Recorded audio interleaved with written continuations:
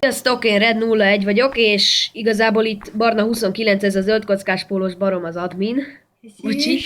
Nem. És, Sziasztok. és igazából annyi az egész oka annak, hogy én videózok, hogy az ő telefonjára nem fut a Mobizen, illetve nagyon laggol. Úgyhogy most ilyen bugokat fogunk bemutatni nektek, úgyhogy nem tudom mennyire hasznos nektek, de azért, ja. Na megérkezett Barna 29, most be fogjuk mutatni ezt a bugot, na csináld Barna. Igen, már is. Szóval, ugye csille, egy Jó, iszonyatosan nagy adag csillét bele kell rakni, legalább 5-öt, Igen. egy helyre, hogy így tömörüljenek. És egy malacot, vagy snowgolemet, vagy akármilyen mobot, franca pofátokat, ilyen malacot akarodjál, hogy valami állatot bele kell oda rakni. És akkor az már mindegy ott, most kiütjük ezt, és csille nélkül automatikusan fog menni a malac. Tehát így kb. Így. És akkor egy idő után szétesnek a csillék, de ez azért elég nagy bug. Igen.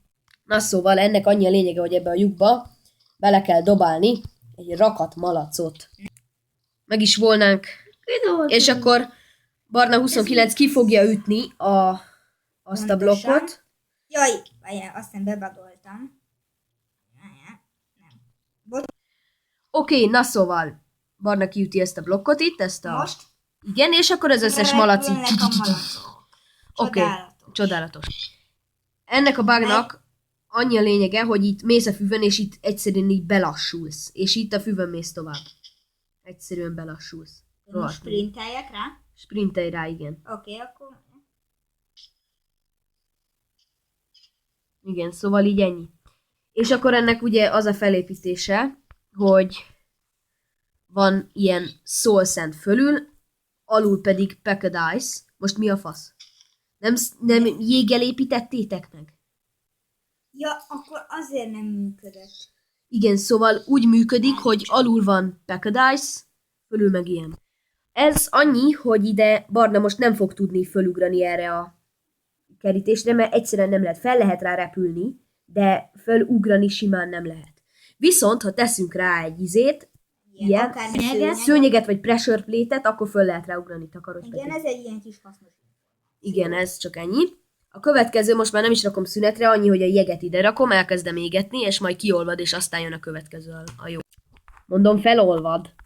Szóval megolvadt, és mivel alul ilyen blokk van, ilyen nether blokk, ezért ezen örök tűzég, és azért rajta marad a víz. Igen, Tehát szóval így nem ez égel. egy eléggé érdekes. Ez egy eléggé érdekes bug. Ez pedig ugyanúgy működik, mint a Aztán malacos, ez csak nyuszi. nyulakkal és vízzel. Ja, az nyuszi. De hát tőlem azt a malacot is rakhatsz bele. Jó, nem most zavar. valamit belerakok, azt meglátjuk.